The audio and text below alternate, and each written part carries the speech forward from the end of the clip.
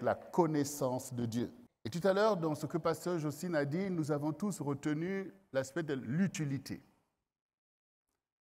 Que oui, Dieu nous rend beaux, nous pouvons représenter quelque chose de magnifique aux yeux des gens qui nous regardent, mais ce qui importe, c'est d'être utile, effectivement. Parce que quelque chose, même si c'est beau, si ce n'est pas utile, voilà quoi. Quelque chose d'utile fait vivre. Vous voyez, le Seigneur est magnifique, mais il nous est utile en fait. Pour nous sauver, pour nous délivrer, pour quand ça chauffe, on crie, on veut que quelque chose d'utile agisse en nous. On ne veut pas seulement voir quelque chose de beau, c'est beau, hein? Voilà. Quand vous êtes malade, vous avez besoin que le médecin puisse vous administrer quelque chose qui va vous délivrer à ce moment-là. Et donc c'est important pour nous tous de retenir que Dieu veut nous rendre utiles et on est utile par rapport aux autres. Voilà. Et donc, c'est très important pour nous. Et tout ça, c'est la connaissance qui permet effectivement de réaliser toutes ces choses, en fait. Parce que dans le monde, le diable peut vous berner à longueur de journée, en fait. Donc, nous avons besoin d'accepter la connaissance. Et cela veut dire que tout à l'heure, nous avons entendu un message. On pourrait rentrer avec ce message. Il est parfait, il est complet. Mais je me rappelle qu'on ne devient pas médecin parce qu'on écoute la parole une fois par semaine ou à un moment donné, mais on étudie. Ça veut dire qu'il y a des maths, il y a de la chimie, il y a plein de matières. Et les personnes qui ont mis en place ce système pour être sûrs qu'on va former des bons médecins qui vont sauver la vie des gens et non pas d'aller mettre leur vie en danger, ils ont prévu que pendant une semaine, il faut prendre au moins 5 jours où on va en classe de 7 heures. À quelle heure? Ça se termine à quelle heure? Vous voyez? Donc, et pendant toute la journée, il y a des matières. Et il faut être attentif à toutes les matières. Et c'est comme ça qu'on finit par être qualifié pour être utile dans la médecine, pour le salut de la population et même de la génération. Et c'est pour ça qu'aujourd'hui, il y a plus de 7 milliards de personnes sur la Terre. C'est à cause de l'utilité de la médecine. Parce que toutes les calamités qui arrivent sur la Terre, comme des virus, des pandémies, auraient pu maintenir le nombre des humains à, je ne sais pas, peut-être 2 milliards en tout, en fait. Donc, vous voyez que l'utilité permet, en fait, d'atteindre les objectifs de Dieu. Donc, je dis toutes ces choses pour t'encourager, pour que tu connaisses que dans cette maison que Dieu a établie au milieu de cette génération, on est enseigné à être utile.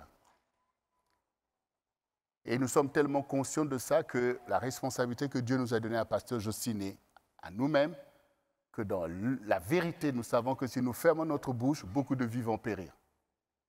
Et que votre propre vie n'atteindra pas l'édification et l'épanouissement qui est le perfectionnement des saints que vous êtes. Donc, chacun de nous doit accepter cette utilité et il faut opérer. Parce que vous ne savez pas sur quoi tient une vie, en fait. Voilà. Donc, soyons utiles les uns les autres. Il faut que ta vocation soit appliquée, parce que c'est pour l'édification du corps de Christ, qui est l'Église, qui est le peuple de Dieu. Ensemble, nous formons l'œuvre du Seigneur. Et le Seigneur dit, vous êtes la lumière du monde et le sel de la terre. Si vous avez bien compris ces choses, alors on acclame le Seigneur.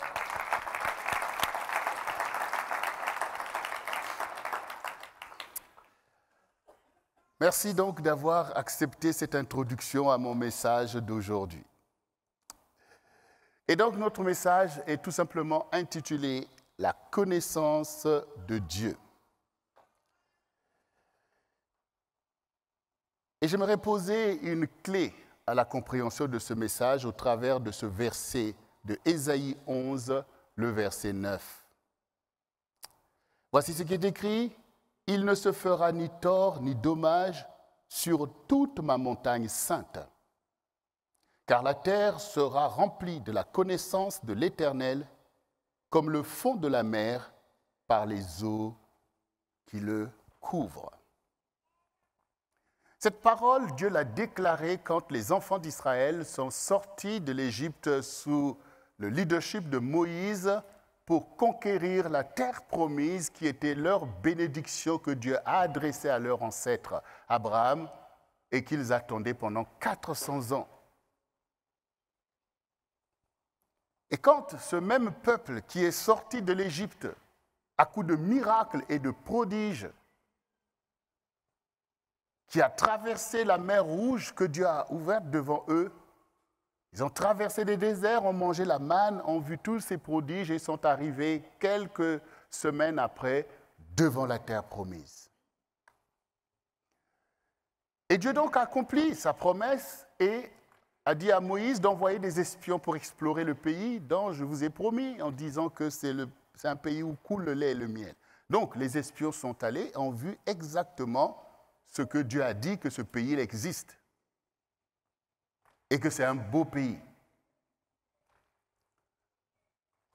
Mais quand ils sont revenus pour donner leur rapport, ils ont mis en exergue leurs propres sentiments au lieu de donner la connaissance tout simplement de ce qu'ils ont vu.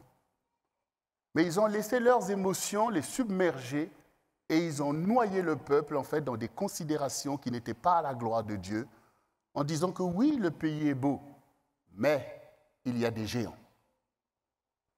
Aux yeux de qui nous ne sommes que des sauterelles. Et du coup, le peuple s'est lamenté, le peuple s'est vu déjà en échec, le peuple a oublié qui est leur Dieu, ils ont oublié ce que Dieu a fait en brisant la main de Pharaon qui était plus fort qu'eux pendant 400 ans. Ils ont oublié que Dieu a ouvert la mer Rouge devant eux. Maintenant, ils ont découvert qu'il y a des géants qui sont plus puissants que Pharaon, qui sont plus puissants que la mer Rouge. Voyez là où peut nous entraîner les émotivités, l'égarement en fait, qui est dans le monde. Et cela a tellement indigné le Seigneur qu'ils ont poussé le zèle jusqu'à vouloir lapider Moïse et Aaron pour vouloir mettre fin à l'œuvre que le Seigneur était en train d'édifier pour le salut de l'humanité tout entière. Voyez comment des facteurs au-dedans de nous peuvent s'ériger contre la connaissance de la vérité. Comment nous pouvons nous-mêmes nous opposer au salut que Dieu veut établir dans notre vie, à cause de la semence du péché d'Adam et de toutes les manigances que Satan est capable de faire. Alors le Seigneur s'est indigné et leur a dit, voilà, retournez dans le désert, vous allez périr. Mais la connaissance de l'Éternel remplira la terre comme le fond marin par les eaux qui le recouvrent. Donc nous comprenons par là que la volonté de Dieu, c'est que l'humanité connaisse son Dieu. Et cette connaissance doit remplir. Et nous savons aussi quand le Seigneur dit « la connaissance augmentera ». Et si aujourd'hui, des sciences comme la médecine, comme nous l'avons dit, sont capables d'apporter des solutions pour que l'humanité avance en aussi grand nombre, Dieu ne souhaite pas que l'enseignement des choses de Dieu soit, un petit moment le dimanche, et puis on nous donne une petite parole pendant quelques minutes, ça nous suffit. Est-ce que c'est comme ça que la connaissance de Dieu va remplir la terre? Comme le fond de la mer par les eaux qui le recouvrent. Vous imaginez le fond de la mer? Vous voyez, sous la mer, il y a une terre en fait. Il y a un relief sous la mer. Quand vous rentrez dans la mer, vous êtes à la plage, là, dès que ça commence à descendre un peu, on recule.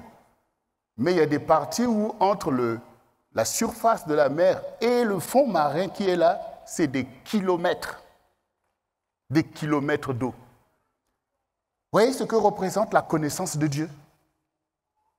Et nous devons tous être submergés par la connaissance de Dieu. Pas submergés par l'esprit du monde. Submergés par les péchés de toutes sortes. Quand nous étions en train de louer, holy, holy. On voit bien ce que ça représente, la connaissance de Dieu. Nous voyons bien que nous devons nous immerger dans quelque chose qui nous dépasse. Cette onction dont parlait Pasteur Jocelyne, qui représente la gloire de Dieu. Nous nous sentons nous-mêmes, nous nous humilions, nous voulons donner toute gloire à notre Dieu. Et nous sentons cette amplitude de la présence de Dieu. C'est ce que Dieu veut, que cela puisse nous habiter tous les jours de notre vie et au quotidien.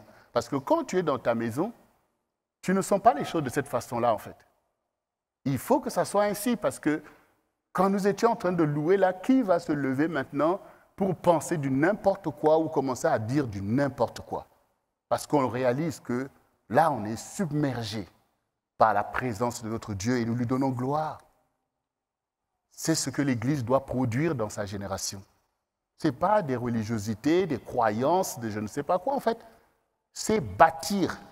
Dieu bâtit sa présence. Il bâtit la louange. Il bâtit l'adoration. Il bâtit, ça se bâtit en fait.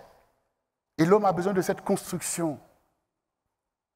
Quand un enfant vient au monde, il faut créer des conditions pour son épanouissement. Et ça commence par la maison. Des gens qui dorment dehors. Il y a même des femmes qui dorment dehors.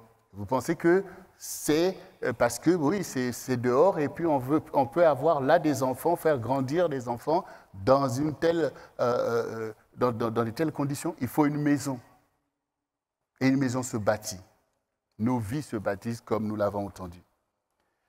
Et cela nous permet déjà de voir que la connaissance de Dieu, telle que Dieu veut la révéler, est quelque chose de très fort, très important, et c'est la vocation de l'Église et la vocation du peuple de Dieu d'accepter une telle domination de Dieu sur nos vies. Parce que c'est une domination, en fait, la connaissance. Voilà.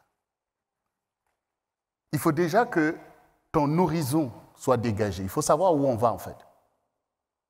Il faut savoir où on va. Parce que si tu ne sais pas où tu vas, tu seras dans des cercles vicieux, en train de déprimer. Mais quand tu sais où tu vas, tu sais que chaque jour, je produirai mon effort pour aller là où je dois aller parce que c'est là qu'il faut que j'aille.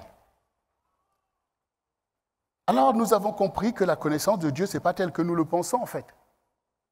Et donc, c'est pourquoi nous sommes là, le perfectionnement des saints. C'est l'Église. Il faut donner plus d'importance à l'Église, plus d'importance à ce que tu fais dans ce lieu, plus d'importance. Il faut étudier. C'est pour ça que je prends l'exemple des médecins. Ils auront la charge de nos corps. Et chaque erreur peut être fatale. Quand tu es appelé par Dieu et formé pour prendre soin des âmes, des erreurs peuvent être fatales dans la vie des gens. Donc on ne se lève pas comme ça, je suis serviteur de Dieu, servant de Dieu, commencer à faire n'importe quoi sur la vie des gens en fait. Donc il faut apprendre. Parce que le diable travaille à faire que, oh, les choses de Dieu, c'est bon, c'est privé, c'est à la maison, ça ne doit pas prendre tout le temps, voilà. Et puis bon, on regarde, un jour, on dit que le dimanche, c'est le jour du Seigneur. Bon, ok, on se dit que bon, Dieu voulait qu'on puisse travailler pendant 6 jours qu'on se repose en un. Nous, on s'est dit non, nous, on fait les choses du monde et puis après, ce jour-là, on se tourne un peu vers toi. Bon, on va donner 24 heures au Seigneur. Et quand on arrive dans les 24 heures, on veut donner 1 heure au Seigneur. Où est le jour du Seigneur, en fait? Voyez, bien-aimés. Et toute cette paresse spirituelle n'est pas à notre avantage. Elle n'est surtout pas à la gloire de Dieu. Parce que quand vous lisez même la Bible, même les enfants d'Israël, ils y travaillaient pour Dieu. Hein. Il fallait s'asseoir, étudier. Ce n'est pas de la blague. C'est quand même ce qu'il y a de plus important à connaître au monde, c'est Dieu, en fait.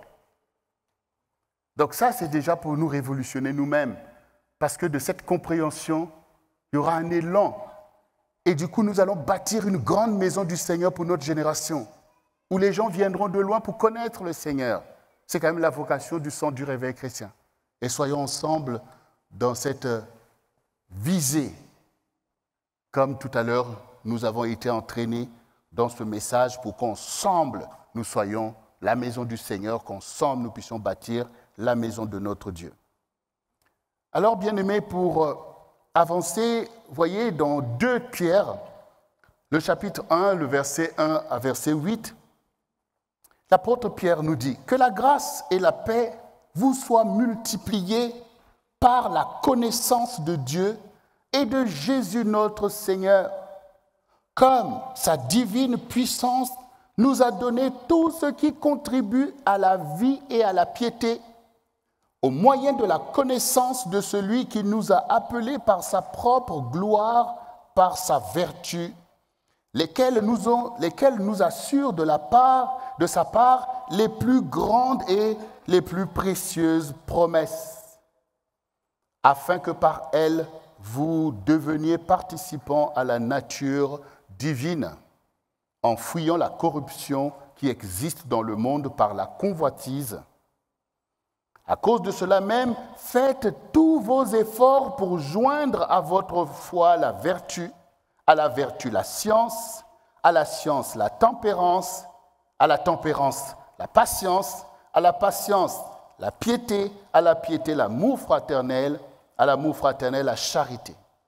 Car si ces choses sont en vous et y sont avec abondance, elles ne vous laisseront point oisifs ni stériles pour la connaissance de notre Seigneur Jésus-Christ.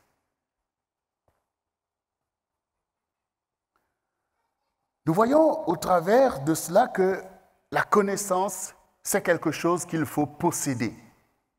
La connaissance, c'est comme nous avons dit au sujet de la foi.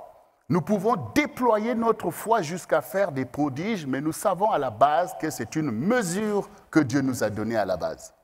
Dieu dépose déjà en toi la capacité de comprendre. Un enfant obéissant, les parents savent qu'il comprendra tout ce qu'on va lui expliquer. C'est déjà l'attitude qu'il faut recevoir. Mais un enfant rebelle, il n'a pas cette capacité parce que son esprit est positionné d'une façon qui n'est pas adéquate à la connaissance. Parce que la connaissance veut dire que tu te disposes vis-à-vis de celui qui t'enseigne, en fait. Tout le monde qui va à l'école n'arrive pas au même résultat. Parce qu'il y en a qui vont, on ne sait pas trop pourquoi, mais il y en a qui viennent pour étudier. Donc, nous comprenons au travers de ceci que la grâce et la paix nous soient multipliées par la connaissance de Dieu. Et nous cherchons tous la grâce, nous cherchons tous ces choses de Dieu. Mais la base de tout ça, c'est la connaissance de Dieu, parce que ces choses sont attachées à Dieu lui-même, sont l'expression de sa volonté, comme on a entendu. Nous ne pouvons pas dire, Seigneur, bénis-moi, toutes ces choses sont, et refuser la connaissance de lui-même, parce que la connaissance nous oblige. La Bible dit que si tu connais quelque chose qui est bien et que tu ne le fais pas, tu commets un péché. Et déjà, nous qui sommes là, qui cherchons le Seigneur, qui suivons le Seigneur, on doit déjà se mettre en position que je ne suis pas là pour pécher. Vous voyez, il faut déjà accepter de ne pas pécher. Parce que je peux vous dire que beaucoup ne l'entendent pas de cette façon-là, en fait. On voudrait que Dieu comprenne, Seigneur comprend, c'est ceci. Donc, il faut déjà accepter que ma vocation, c'est d'être délivré du péché. Donc, ce n'est pas ma volonté de pécher. Voilà, c'est déjà cette attitude. Vous voyez, vous avez besoin d'avoir un état d'esprit. Vous devez prendre des résolutions. Vous devez avoir une attitude que Dieu voit que c'est propice pour qu'il te sanctifie. Parce que c'est Dieu, tu ne pourras pas toi-même sortir de tes péchés. Mais quel est ton désir en fait? Quel est ton désir? C'est que tout part aussi de là. Fais de l'Éternel tes délices. Vous voyez? Donc c'est un désir. Je veux plaire à Dieu. C'est ça ce que ça veut dire. Je veux, c'est ma volonté. Ma volonté, ce n'est pas de plaire à Satan. Ma volonté, ce n'est pas de faire ces choses-là dans lesquelles je suis même plongé. Vous voyez? Et si quelqu'un même qui est dans une addiction terrible, si tu comprends qu'en toi, cette addiction s'appuie en colonisant en fait ta propre volonté, c'est-à-dire c'est la corruption. Si la corruption atteint jusqu'au fait que tes désirs vont maintenant dans ce sens, tu ne peux pas être délivré.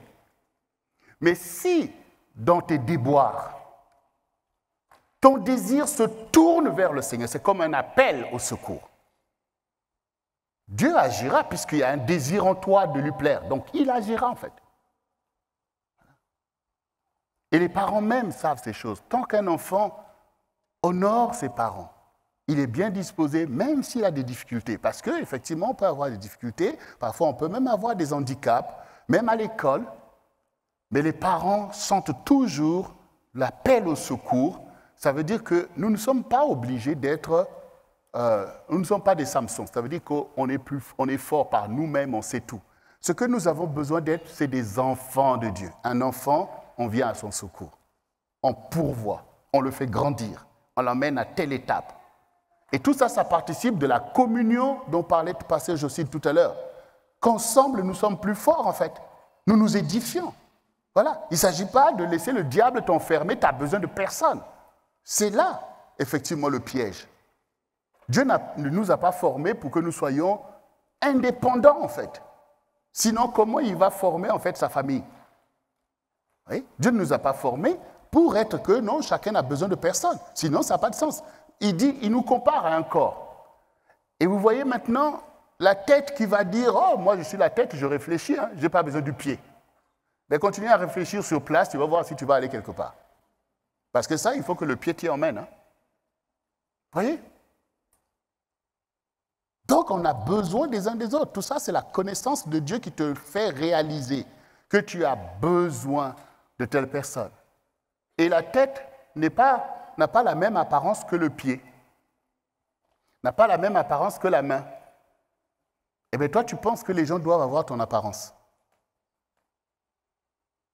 Non. Il faut voir l'utilité. Et quelqu'un était en train de faire un enseignement, et d'ailleurs la Bible dit que dans la maison, il n'y a pas que des vases d'honneur. Il y a aussi des vases même d'un usage vil.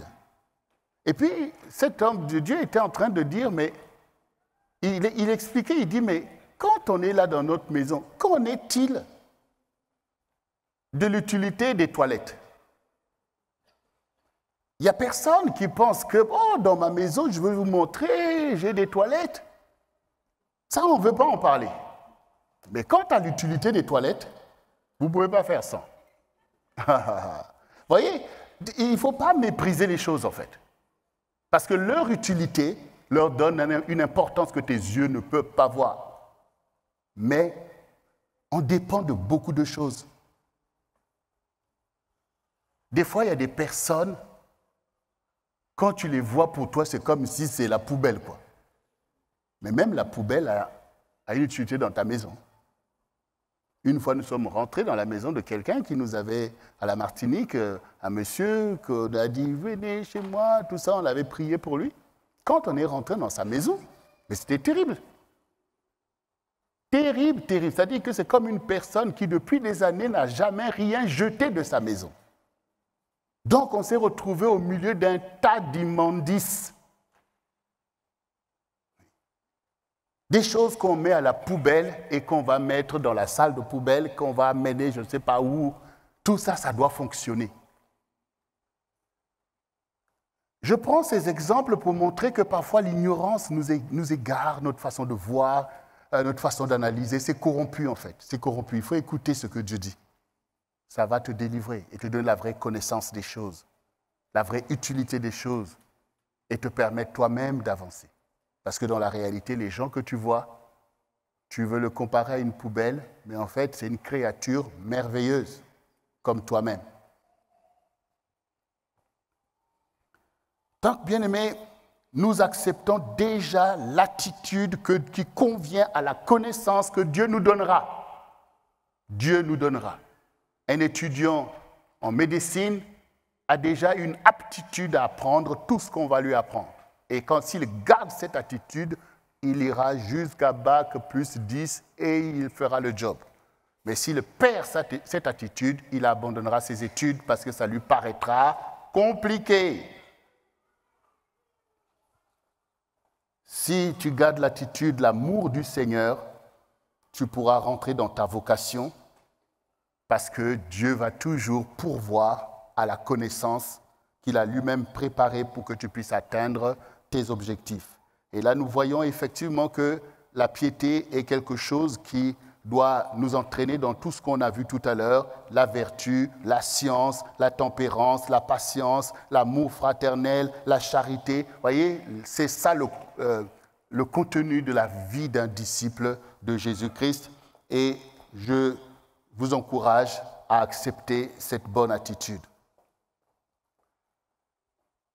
Il y a un vrai préjudice à la méconnaissance. Il y a un vrai préjudice. Quand on parle de la méconnaissance, on est en train de parler en fait d'une ignorance coupable. Parce que l'ignorance, c'est quand même une réalité. Quand on vient au monde, on ignore les choses. Et personne n'est en train d'accuser un bébé qui vient de naître. Pourquoi tu ne connais pas ça? Pourquoi tu ne sais pas ceci? Pourquoi tu ne sais pas utiliser ça? Non, c'est normal. L'enfant arrive, il faut lui apprendre des choses. Mais quand on dit méconnaître, veut dire une attitude de ne pas connaître. Voilà. C'est pour ça que je dis qu'il y a un préjudice à la méconnaissance que parfois, en tant qu'enfant de Dieu, on peut accepter d'être dans la méconnaissance.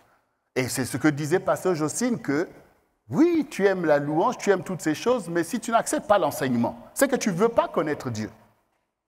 Parce que tes bons sentiments ne te permettront pas de connaître Dieu, à moins qu'on t'apprenne ces choses par ceux qui ont été établis là pour enseigner, parce que dans la maison de Dieu, il y a des docteurs de la parole.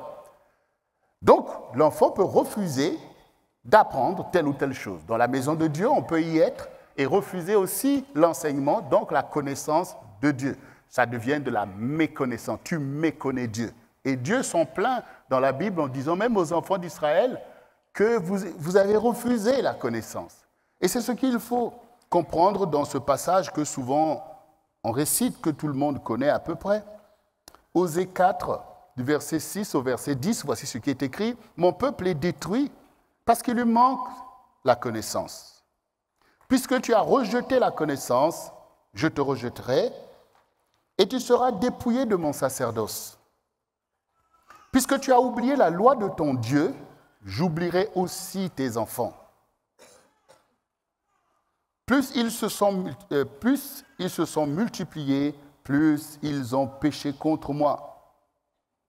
Je changerai leur gloire en ignominie. Ils se repaissent des péchés de mon peuple.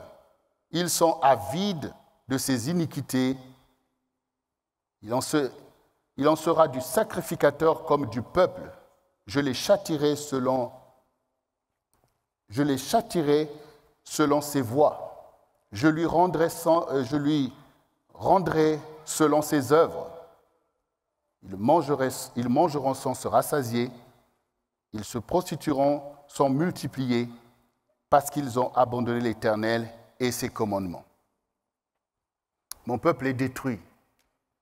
C'est les préjudices dont on a parlé au début. Dieu dit, il ne se fera aucun dommage. Or, le monde est un monde de dommages. Le peuple est détruit, alors que le peuple de Dieu, comme on a entendu, a les grandes promesses de vie, de victoire, de bonheur. Mais la destruction agit. Satan donc profite de l'ignorance et il emmène la méconnaissance pour maintenir un état de siège, pour causer dommage sur dommage. Et comment il arrive à maintenir cet état de méconnaissance? C'est qu'il charge les hommes des fausses connaissances, en fait. Il t'accapare parce qu'il sait qu'il y a en nous quand même une disposition à apprendre. Alors il préfère t'apprendre des choses qui sont la destruction, pour que tu ne puisses pas te disposer pour la connaissance de Dieu qui te délivre, toi et ta maison, et toi et le peuple de Dieu. Donc mon peuple est détruit, ce n'est pas parce que Satan est tellement fort, mais c'est parce qu'il lui manque la connaissance pour résister à Satan. Mon peuple est détruit, c'est parce que Satan arrive à entraîner des péchés qui sont la destruction. Il arrive à mettre le poison. Et parce que mon peuple manque de connaissance pour savoir que c'est du poison, alors ils avalent ces choses et ils sont détruits. C'est ça que le Seigneur est en train de dire. Et c'est grave parce que le Seigneur a des projets pour son peuple. La connaissance dont le Seigneur dit que la terre sera remplie de la connaissance de Dieu, c'est quand même le peuple de Dieu qui en est le vecteur. Si maintenant ses propres enfants ne sont pas en capacité de connaître et de libérer la connaissance dans leur génération, donc le préjudice est grand. Parce que dans le monde aussi, Satan arrive à avoir des instruments pour pour faire prévaloir ces idéologies. Vous voyez, il y a des idéologies, des philosophies qui viennent et puis tout le monde, boum, est embarqué dedans. Et les gens y mettent un zèle pour faire que ces idéologies puissent atteindre le monde entier. Des idéologies pernicieuses de péché, on apprend le péché, on apprend à faire tout ce qui n'est pas à la gloire de Dieu. Et tout le monde est dedans et ils y mettent les moyens. Et ils veillent à ce que les gens puissent marcher par ces idéologies. Si maintenant le peuple de Dieu lui-même n'est pas capable d'accepter la connaissance, comment le peuple de Dieu va faire prévaloir cette connaissance pour que la terre soit pleine de la gloire de Dieu, comme on a entendu en fait? Vous voyez? Donc, le Seigneur dit, vous êtes la lumière du monde. Mais la lumière, quand ça brille, on est tous dans la lumière. Ça veut dire que ce dont nous sommes porteurs, c'est-à-dire la connaissance de Dieu, pour que les êtres humains connaissent qu'ils ont été créés par Dieu et que Dieu est là pour leur bonheur, que telle chose n'est pas bonne parce que ça produit telle chose, la colère n'est pas bonne parce que ça emmène des calamités dans les familles, ça emmène des guerres. Donc, Dieu veut que nous soyons des vecteurs de cette connaissance qui libère. Il y a beaucoup de gens qui sont abusés par le diable, il suffit de leur faire connaître que, mais en fait, la façon dont tu réfléchis ou l'option que tu prends pour te venger, en fait, ça amplifie le phénomène que tu dénonces. Donc, il faut expliquer la parole pour que les gens comprennent que, au lieu de la colère, en fait, ce qui est glorieux, c'est l'amour, c'est le pardon. Combien de personnes dehors pensent que pardonner, c'est une idiotie? Mais si on lui fait connaître que le pardon, c'est le principe même qui permet de poursuivre les choses, parce que sans le pardon, nous serions séparés de Dieu depuis longtemps. Et sans le pardon, deux personnes ne peuvent pas aller plus loin.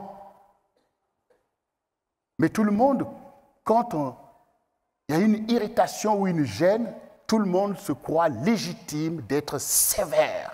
D'ailleurs, il y en a qui disent que moi, je suis sévère. Hein? Et le Seigneur te dit que tu seras mesuré par la mesure que tu utilises toi-même. Donc, quand tu es sévère, il faut que tu saches que Dieu sera sévère vis-à-vis de moi. Mais si tu ne sais pas, tu peux continuer à être sévère. Mais si tu savais, tu dis non, il vaut mieux que je ne sois pas sévère comme ça. Parce que quand je serai devant Dieu, il va utiliser la même mesure pour dire « Oh Seigneur, mais pardonne-moi ». Ah bon? Tu comprends maintenant que le pardon, c'est bien? Tu n'as jamais utilisé le pardon. Il n'y a pas de pardon pour toi, en fait. Mais je ne savais pas. On t'avait dit d'aller au CRC. Donc, nous devons veiller à ce que les gens connaissent.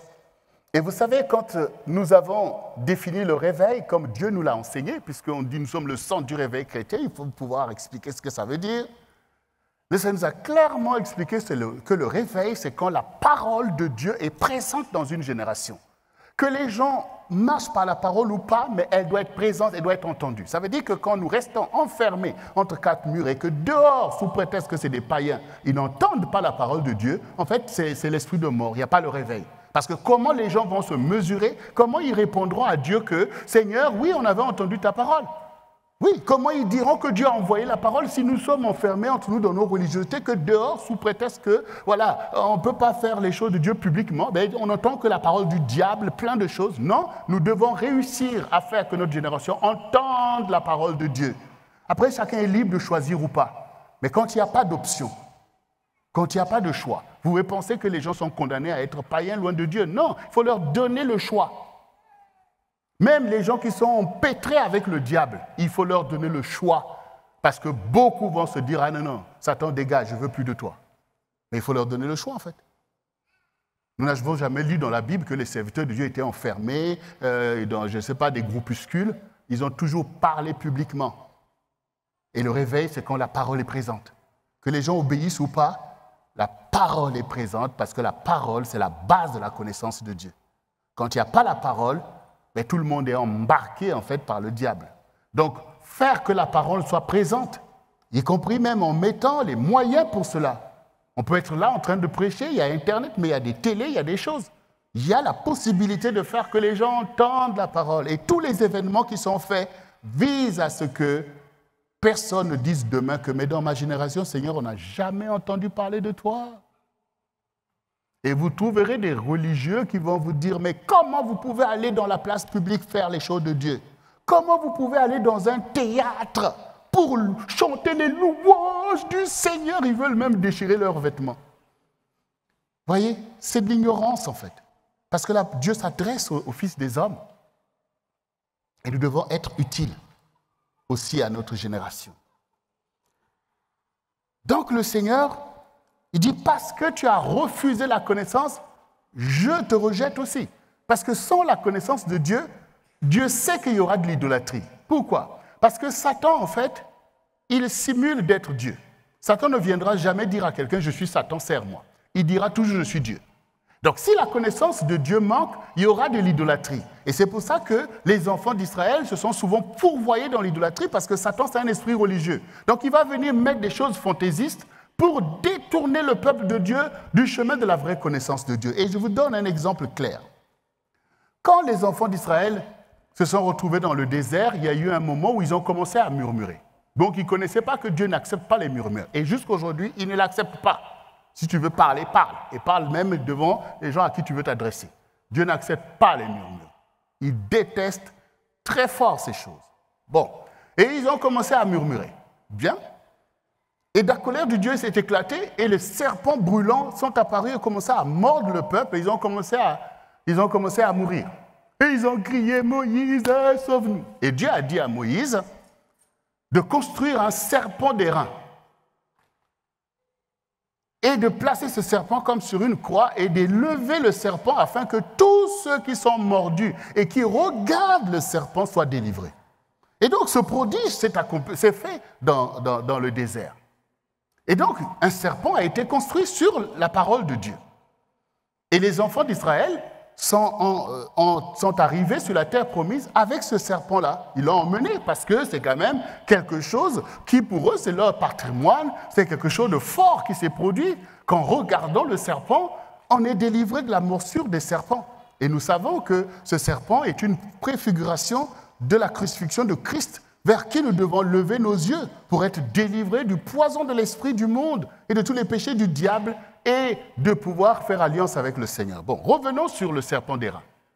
Quand les enfants d'Israël ont emmené le serpent d'airain dans leur pays, bien sûr, c'est quelque chose qui va les fasciner. Ah, le serpent d'airain. Et qu'est-ce qu'ils ont commencé à faire? Ils ont commencé à vouer un culte au serpent d'airain.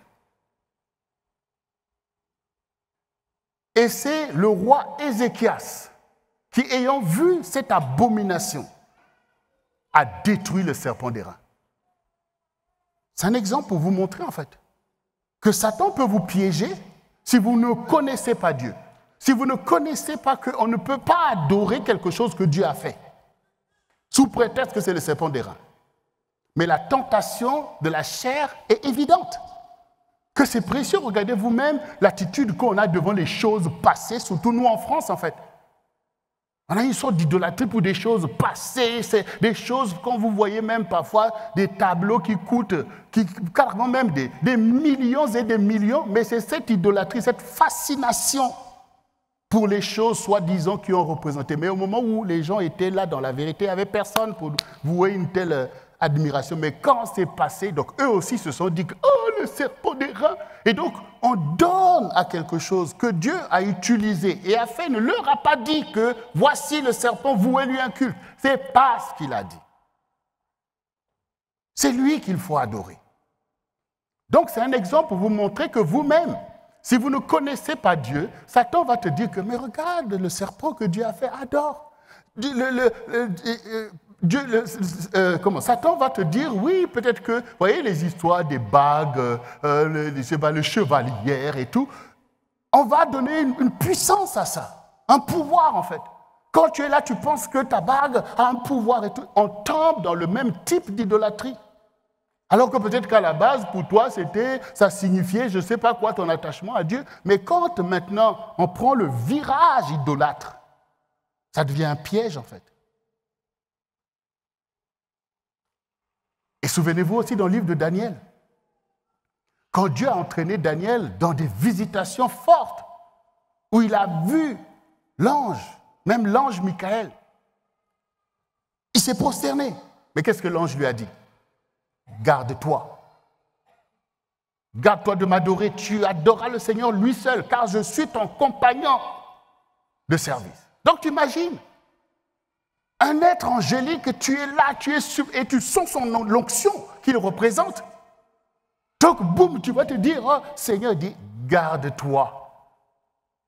N'ignore pas que je suis ton compagnon de service, que moi-même j'adore Dieu. Toi, tu dois l'adorer. Vous voyez comment Dieu a besoin de nous délivrer de la tendance de la chair, de Adama, du péché d'Adam, de nous coloniser dans la corruption de l'idolâtrie. Et donc, c'est la connaissance que Dieu donne à Daniel de dire, ne te laisse pas impressionner par ça, c'est Dieu que tu dois adorer. Moi-même, je suis là pour l'adoration de Dieu, je suis venu lui obéir. Donc, du coup, Daniel a de la connaissance. Toi aussi, tu as besoin de réaliser que seule la connaissance de Dieu peut te délivrer de tous les moyens que le diable peut avoir pour aveugler l'être humain qui est tombé dans le péché d'Adam. Oui. Donc, il n'y a que la connaissance de Dieu qui peut dire, non, non, là, c'est pas ça. Non, on adore le Seigneur lui seul. Et même quand on regarde dans les doctrines, même dans les églises, il y a beaucoup de choses qui sont pernicieuses par rapport à la vraie adoration de Dieu et l'idolâtrie qui parfois accompagne le peuple de Dieu, comme on a vu les enfants d'Israël. Et ça leur a coûté très, très cher. Comme aujourd'hui aussi, l'idolâtrie te coûte très cher. Parce que Dieu n'accepte pas l'idolâtrie. Ça veut dire quoi? Si Dieu accepte qu'il y a une puissance quelque part, ça veut dire qu'il y a d'autres dieux. Et donc, Dieu qui a créé l'univers, le ciel et la terre, tout seul va maintenant partager sa gloire avec un autre Dieu qui aurait fait je ne sais pas quoi pour toi. C'est quelque chose d'inacceptable pour Dieu. Il faut s'en garder, en fait. Quand vous achetez une voiture, peut-être que votre voiture est belle, ça attire l'admiration. Et les gens, ils arrivent, ah, une belle voiture, oh, une belle... Et puis toi-même, tu es là, comme ça. Tu dis, mais c'est à moi. Les gens, oh, mais vraiment, cette voiture, c'est à moi. Donc, à la limite, c'est toi qu'il faut admirer. Parce que c'est ta voiture. Donc, tout ce que Dieu a fait, aussi glorieuses que soient ces choses, sont l'expression de sa puissance et de sa gloire, et c'est lui qui reçoit toute la gloire. C'est lui qui reçoit toute l'adoration. Donc, il ne faut pas se tromper. Et nous savons aussi, pour ceux qui sont à l'IFM, que les fils d'Aaron, les 2 premiers fils d'Aaron sont morts devant le Seigneur parce qu'ils ont fait avec méconnaissance le sacrifice qui leur a été demandé. Donc, la méconnaissance est préjudiciable. Et Dieu, étant donné qu'il est le Dieu de la connaissance, les choses sont parfaites, il y a des principes, il y a des lois, toutes les dispositions sont là pour que nous puissions opérer nous-mêmes dans le perfectionnement des saints. Donc, connaître, c'est quelque chose qui nous délivre parce que Dieu sait que ça nous délivre aussi de Satan qui voudra tromper, qui voudra, par des esprits de python, te faire faire des choses qui sont préjudiciables par rapport à Dieu, mais aussi préjudiciables par rapport à toi-même, par rapport à ton frère, par rapport à ta maison, par rapport à ta femme, par rapport à ton mari. Lui, il est là pour détruire, en fait. Il est là pour détruire. Voilà. Il est là pour détruire. Regardez ce qu'on voit ces derniers temps, quelqu'un se lève, il prend un fusil, et puis il rentre dans une école, tue des gens, des enfants, ou même toute la famille. C'est ça l'embrigadement en fait, du diable, quand il manque la connaissance, la crainte de Dieu, quand il manque de savoir que représente un être humain comme toi-même, sa vraie valeur. Eh bien, comme on écoute ces choses, on prend, et puis on pense que les gens sont des mouches qu'on peut détruire comme ça, en fait, parce que tu manques de la connaissance de savoir qui est en face de toi, en fait, quelle est la valeur d'une âme. Alors, toute cette connaissance manque, et du coup, c'est des préjudices des uns et des autres, même dans les maisons, quand tu méprises la personne qui est là, ou tu violentes la personne, c'est parce que tu ne connais pas, en fait. Et c'est ce que le Seigneur a dit sur la croix. Il dit, Père, pardonne-leur, car ils ne savent pas ce qu'ils font. Ils ne savent pas, en fait. Même les enfants d'Israël, oui, ils l'ont accusé de plein de choses, ils ont accusé Jésus de plein de choses devant Ponce Pilate. Et Jésus était là, il écoutait. Il ne répondait même pas. Et Pilate était étonné, il dit, mais tu n'entends pas de toutes les accusations qu'ils te font, tu ne réponds rien. Tu ne sais pas que je peux te délivrer. Il dit, tu n'as pas ce pouvoir-là de me délivrer. Donc il sait. Mais il dit, Père, pardonne-leur, car ils ne savent pas ce qu'ils font et ils ne savent pas à qui ils ont affaire. Ils ne savent pas en fait. Vous voyez jusqu'à où peut emmener la méconnaissance, c'est-à-dire que Jésus est là, il est le Dieu d'Israël, et pourtant son peuple, religieux qu'il est en opposition totale avec lui. Vous voyez? Si tu connais ton Dieu, pourquoi tu ne discernes pas qu'il est là? Donc l'aveuglement, c'est une réalité dans le monde. Il faut s'appliquer pour en être délivré parce que Dieu est là. Et il dit que parce que tu as rejeté la connaissance, par ton attitude, tu as rejeté. On veut te parler, tu es fermé. Donc tu rejettes. Tu rejettes. Et moi aussi, je te rejette. Et je te dépouille de mon sacerdoce. Tu ne pourras pas me servir parce que tu refuses la connaissance de la vérité, la connaissance de ton Dieu. Tu vas aller faire du n'importe quoi et tu vas entraîner les gens dans l'erreur. Et je rejetterai aussi tes enfants. Parce que si maintenant Dieu ne peut pas avancer avec toi, comment il peut aider tes enfants? Puisque tes enfants dépendent de toi. Si tu t'égares, tes enfants s'égarent. Il dit, je ne pourrai rien faire puisque tu es le canal pour tes enfants. Regardez, Dieu a parlé à Abraham. C'est Abraham qui a fait que ses enfants marchent dans les voies du Seigneur.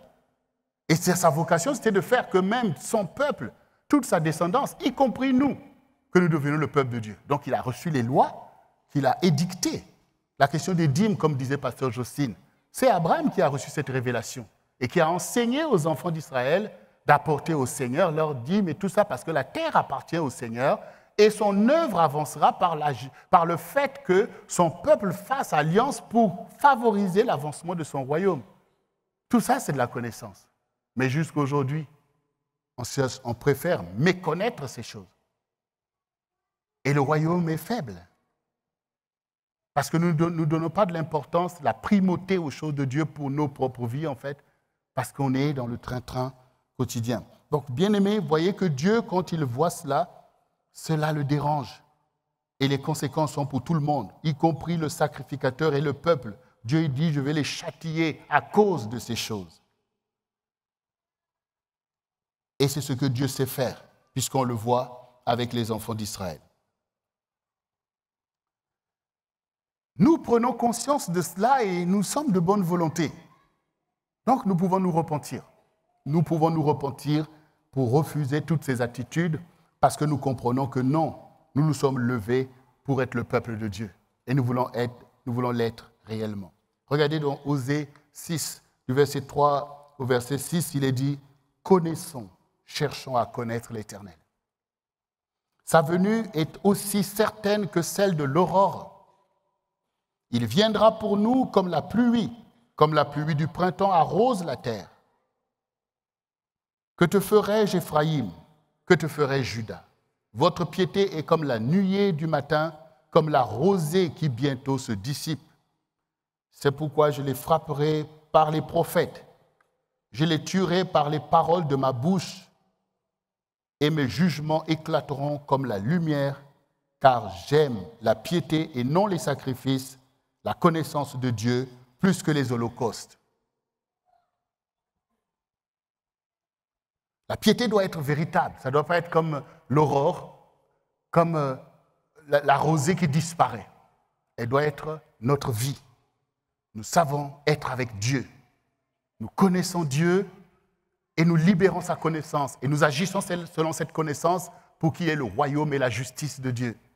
Pour que nous soyons la lumière de notre génération. Nous sommes dans cette vraie piété dont nous sommes en train de voir ici les fondements. Donc, c'est la résolution dont a parlé pasteur Jocelyne, connaissons Dieu. Nous, en tout cas, nous qui sommes ici au centre du réveil chrétien, vous qui nous suivez où que vous soyez, connaissons Dieu. C'est-à-dire, mobilisons-nous pour connaître Dieu, parce que la parole est donnée, les lois sont données, les principes sont donnés, l'évangile est donné. Il faut y mettre du cœur pour connaître qu'est-ce que Dieu attend, comment on fait pour devenir utile au Seigneur. Ne nous contentons pas d'entretenir notre religiosité, mais connaissons la volonté du Seigneur.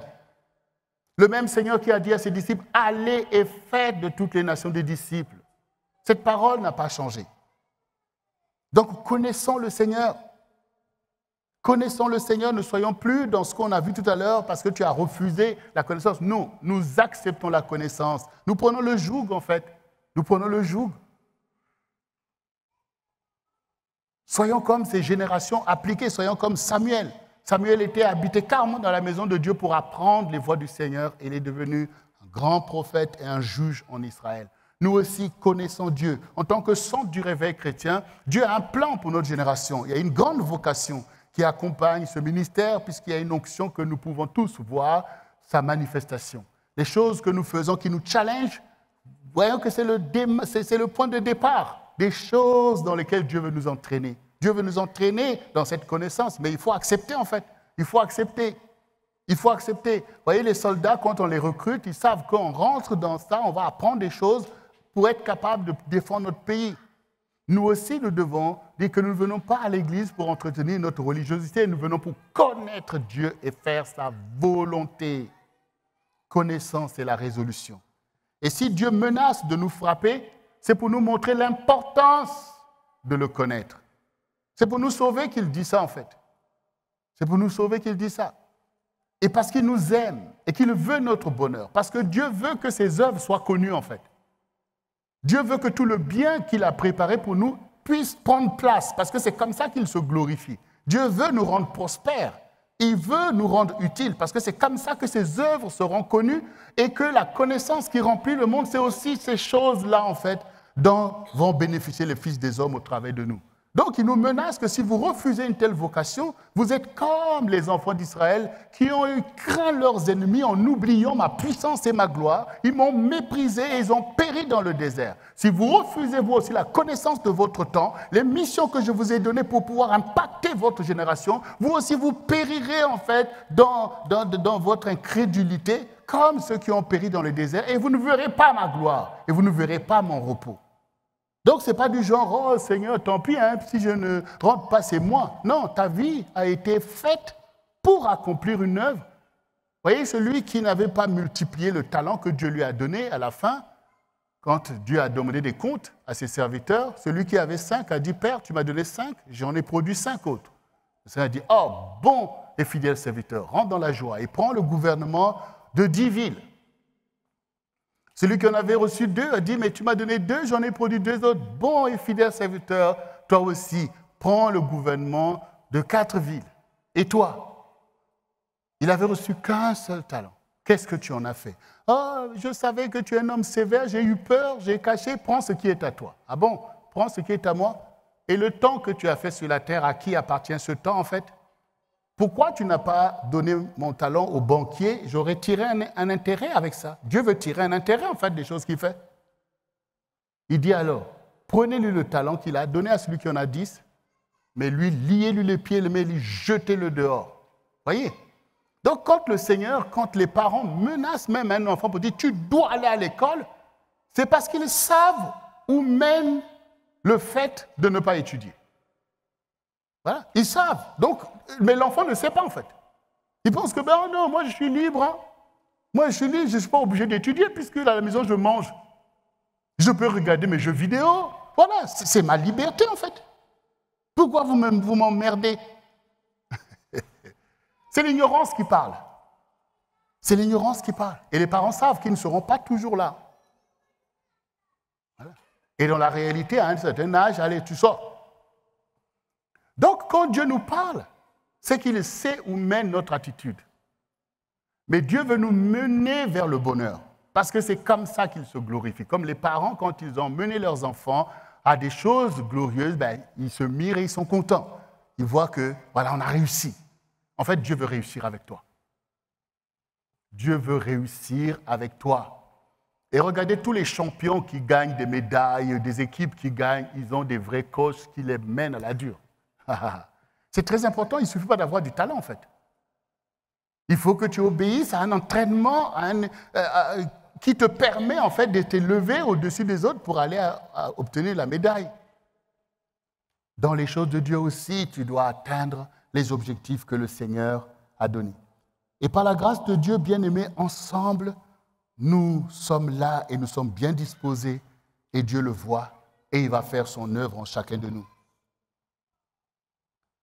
Il y a une opposition à la connaissance, effectivement. C'est ce que nous voyons dans Colossiens 10, du verset 4 au verset 6. Car les armes avec lesquelles nous combattons ne sont pas charnelles, mais elles sont puissantes par la vertu de Dieu pour renverser des forteresses. Nous renversons les raisonnements et toute hauteur qui s'élève contre la connaissance de Dieu. Et nous amenons toute pensée captive à l'obéissance de Christ. Nous sommes prêts aussi à punir toute désobéissance lorsque votre obéissance sera complète. Il y a des murs qui s'érigent contre la connaissance de Dieu, l'esprit du monde. Toutes les philosophies, toutes les choses qui veulent marquer ta vie, qui s'opposent à la connaissance de Christ, ces choses, Dieu veut les renverser. Et donc, il faut laisser que Dieu puisse renverser cette opposition à la connaissance. Tu dois sentir ce désir de connaître le Seigneur. Tu dois être attiré. Vous savez, nous avons parlé d'abord de l'amour de Dieu. Et si tu acceptes l'amour de Dieu, forcément, tu vas avoir faim de le connaître. Quand un homme voit une femme et qu'il sent l'élan de l'amour dans son cœur, ou une femme qui sent l'élan de l'amour, l'amour ouvre le chemin à la connaissance. Qu'est-ce que quelqu'un qui voit une femme qui lui parle, ou comme quand j'ai vu Jocelyne, qu'est-ce que je fais derrière? C'est de vouloir la connaître en fait. Qui est-elle? Comment elle s'appelle? Qu'est-ce qu'elle mange? Qu'est-ce qu'elle aime? Et vous voyez que vous êtes là, vous pouvez même aller regarder, si vous voyez, comment tu la connais, tout ça. Donc l'amour de Dieu vous entraîne dans la connaissance de Dieu. Vous voulez le connaître? Vous voulez le connaître, c'est pour ça qu'il faut d'abord accepter cet amour. J'aime le Seigneur et tu verras que tu vas vouloir le connaître. C'est ce que nous voyons ici en fait. Et toutes les forteresses d'opposition à Dieu, ça va tomber. Parfois le péché s'érige pour dire non, tu ne peux pas aller à l'église parce que là-bas ceci. Ah non, qu'est-ce que tu vas faire de ta petite copine? Qu'est-ce que tu vas faire de ton petit copain? Tout ça, ce sont des murs d'opposition à la connaissance. Voilà. C'est Dieu qui a un plan pour toi, qui peut te mener au bonheur que tu recherches aveuglément. Donc, il faut d'abord faire tomber ces choses et laisser Dieu les faire tomber. Il sait le faire. Quand toi, tu arrives, même là, tu écoutes la louange, tu entends « Holy », Dieu, en fait, fait un travail en toi pour que tu finisses par dire « Ah, bon, au fond, en fait, j'aime Dieu. Au fond, j'aime Dieu, en fait. » Et du coup, ça te dit « Mais si tu aimes Dieu, tu avances avec lui, qu'est-ce qu'on va faire de notre affaire, là? » Eh bien, garde tes affaires. Hein. Garde tes affaires, en fait. Pour l'amour de Dieu, on va faire tomber le péché. Pour l'amour de Dieu, les addictions vont être brisées, en fait. C'est ce que David dit, le zèle de ta maison me dévore, en fait. Ne laissez pas le péché vous contrôler, mais laissez Dieu vous impacter. C'est pour ça que Dieu dit, venez tel que vous êtes. Vous voyez, Dieu ne vous condamne pas. Il y a des gens qui pourraient vous dire, oh, toi qui rentres là, toi tu es un pécheur, dégage. Ce n'est pas ce que Dieu fait. Il dit, venez, moi j'ai la solution. Venez, aimez-moi et je vais faire le job. Je vais faire tomber toutes ces hauteurs. Je vais faire tomber tous ces mensonges qui veulent te tenir dans ces addictions.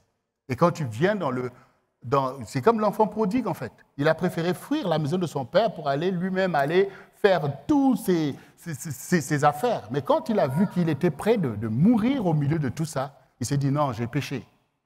Non, je retournais vers mon père. Je sais que j'ai péché, peut-être qu'il ne va pas m'accepter, mais peut-être même au moins comme un de ses mercenaires pour que je puisse travailler pour lui. Mais il était surpris de voir que dans la maison de son père, il y a toujours de l'amour pour lui et qu'on a fait même une fête pour son retour. Et donc le diable voulait te dire, hein, tu veux repartir vers ton père? Oh, il est méchant. Quand il va te voir, tu vas voir comment il va mal te parler, il ne va même pas accepter ce que tu vas dire. Tout ce que tu as fait là, c'est lui qui t'a entraîné dans l'erreur et il veut te condamner dans l'erreur. Il a dit, non, non, non, je repartirai. Je vais aller me repentir. Il faut se repentir. Alors, dans cette affaire, donc, dans cette scène, on vous dit que l'enfant, quand il est arrivé, quand son père l'a vu, son père a couru vers lui. Bon, jusque-là, quand le père court, on ne sait pas pourquoi il court. Est-ce qu'il vient pour en finir avec moi? Est-ce qu'il vient pour me dire, toi là, tu vas où? Mais tu vois qu'il court. Bon, il faut être courageux. Il faut attendre. Il faut voir. Et il voit que son père vient l'embrasser. Hein? Il m'embrasse? Ben oui, Dieu, c'est comme ça. Parce que Dieu connaît la valeur de ton âme. Et ton âme lui appartient, donc Dieu est forcément content de recevoir ce qui est à lui. Il a la provision pour pardonner tout ce que tu as fait. Mais Dieu est un Dieu de vengeance. Ce n'est pas contre toi qu'il va se venger. Il va se venger contre celui qui t'a manipulé. C'est contre Satan qu'il va se venger. Mais comment il va se venger contre Satan? C'est en faisant de toi son élu. Quand il va dire à Satan, regarde celui que tu voulais tenir dans la corruption, regarde maintenant c'est lui qui détruit tes œuvres. Là, Dieu a accompli sa vengeance. Et il va dire, tel père, tel fils. Voyez? Il faut connaître Dieu. Quand vous connaissez Dieu, vous savez qu'il est bon.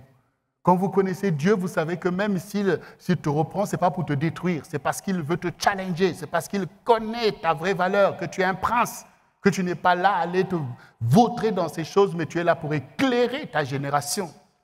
Donc Dieu met un zèle pour ces choses. Comme David dit, le zèle de ta maison me dévore.